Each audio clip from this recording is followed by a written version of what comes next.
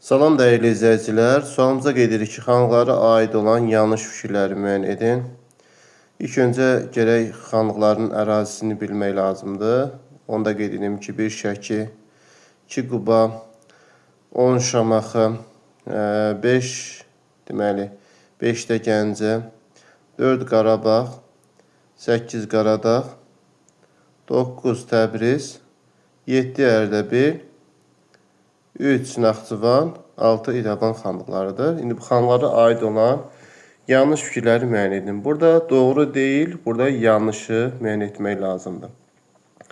Bir müddət Urmiya xanlığı Qarabağ Xoy xanlıqlardan asılı vəziyyətdə olmuşdur. Bir müddət Urmiya Qarabağ Xoy xanlığından asılı vəziyyətdə olmuşdur.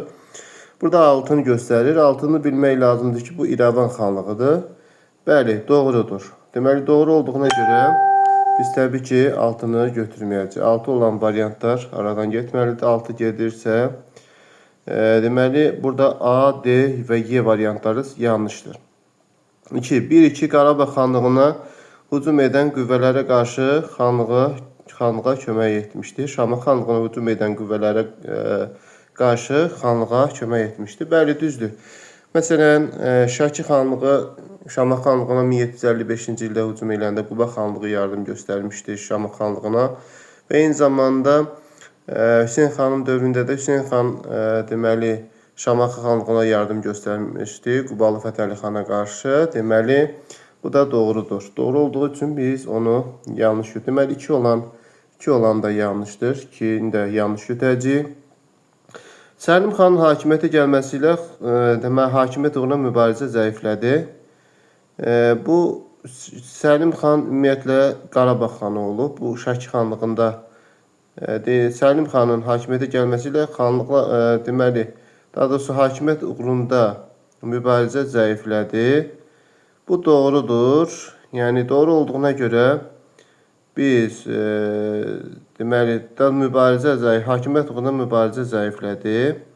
Səlim xanın hakimiyyətə gəlməsi ilə hakimiyyət uğrunda mübarizə zəiflədi.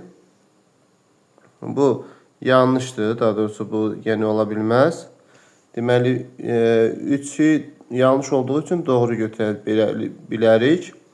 Müəyyən dövrdə Qarabağ xanlığından asılı vəziyyətdə olmuşdu. 7-8 deməli burada 7 Ərdəbil xanlığıdır, 8 Qaradağ xanlığı Qarabağ xanlığından asılı vəziyyətdə olmuşdur. Bu da doğru fikirdir. Deməli, doğru fikir olduğu üçün biz onu yanlış götürəcəyik. Deməli, 4 də yanlışdır. 19-cu əsrin əvvəllərində ərazisində ermənilər köçürülmüşdür. Ermənilər ərazisində köçürülüb, deməli, Şəki xanlığından söhbət gedir.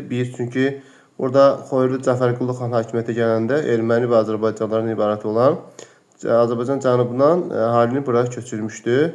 Ermənilər köçürmüşdü. Bu da doğrudur. Deməli, 5 də doğru olduğu üçün yanlış götürəcəyik. Deməli, 5 olan variantları da çıxsaq, deməli, yalnız 3 burada B variantı uyğun cavab olur ki, Səlim xanın hakimiyyətə gəlməsi ilə hakimiyyət uğruna mübarizə zəiflədi.